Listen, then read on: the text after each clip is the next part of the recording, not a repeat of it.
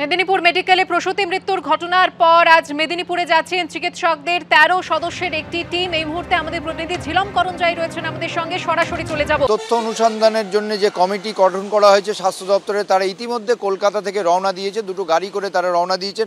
১৩ জন রয়েছেন এবং ১৩ জনের মধ্যে এই যে কম্পোজিশন, তার প্রথমে রয়েছেন দুজন স্বাস্থ্য দপ্তরের কর্তা।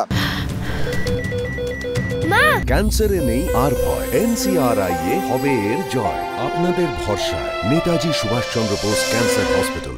এর পাশাপাশি যারা রয়েছেন তার মধ্যে ৬ জন চিকিৎসক রয়েছেন, মাল্টিডিসিপ্লিনারি চিকিৎসকের টিম, যার মধ্যে স্ত্রীরোগ বিশেষজ্ঞ ২ জন রয়েছেন, মেডিসিন বিশেষজ্ঞ ২ জন রয়েছেন, কার্ডিওলজিস্ট রয়েছেন এবং মাইক্রোবায়োলজিস্টও রয়েছেন। এর পাশাপাশি তোমাকে জানিয়ে রাখবো যে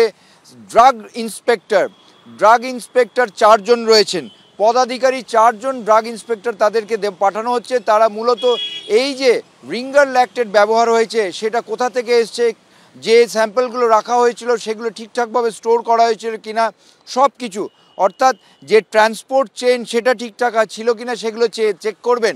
এর পাশাপাশি যারা প্রশাসনিক কর্তা গিয়েছেন, যেমন স্বাস্থ্য দপ্তরের যে কথা বললাম, state family welfare officer doctor Malakar তিনি যাচ্ছেন, তারা যাবেন, তারা এটা দেখতে যাবেন যে এই যে প্রসূতির মৃত্যু, এটা ম্যাটার্নাল অ্যান্ড ইনফ্যান্ট মর্টালিটি রেটটা মেনটেন করার চেষ্টা করা হয়।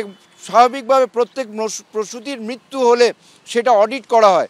তারা এই যে স্বাস্থ্য দপ্তরের কর্তারা যাচ্ছেন, প্রশাসনিক কর্তারা, তারা দেখবেন যে অর্ডার দেওয়া হয়েছিল যাতে এই রিঙ্গার ল্যাকটেট নির্দিষ্ট এই সংস্থার যাতে ব্যবহার না হয়, কেন সেটা ব্যবহার হলো, কার ত্রুটি ছিল এবং কিভাবে এইগুলো কতজনের ওপর ব্যবহার হয়েছে, সেই সমস্ত তথ্য অনুসন্ধান করবেন।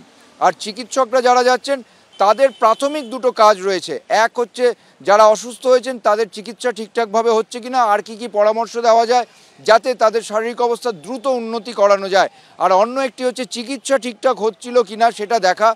এর মধ্যে তারা রিপোর্ট সংগ্রহ করবেন যে কিভাবে তাদের কোথায় কে এই রিঙ্গার ল্যাকটেটটা কখন দেওয়া হয়েছিল, কোন মুহূর্তে কি কি পার্শ্ব প্রতিক্রিয়া দেখা গেছিলো এবং তারপরে কখন রিয়্যাক্ট করা হয়েছিল, তা এটা সামাল দেওয়ার জন্য কি পদক্ষেপ করা হয়েছিল।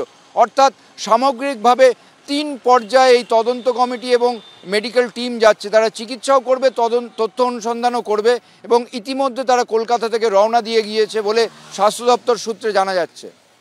এই আমাদের সরকার গত ডিসেম্বর মাসে স্টপ ম্যানুফ্যাকচারিং মানে ড্রাগ কন্ট্রোল থেকে, ডিরেক্টরেট অফ ড্রাগ কন্ট্রোল থেকে তারা স্টপ ম্যানুফ্যাকচারিং অর্ডার তারা দিয়েছিল এবং এই বছরের ৭ তারিখে অর্ডার দিয়ে সমস্ত জায়গায়, সে মেডিকেল কলেজ থেকে শুরু করে সমস্ত জায়গায় অর্ডার দিয়ে এই রিঙ্গার ল্যাকটেটের ব্যবহার বন্ধ করার কথা বলা ছিল।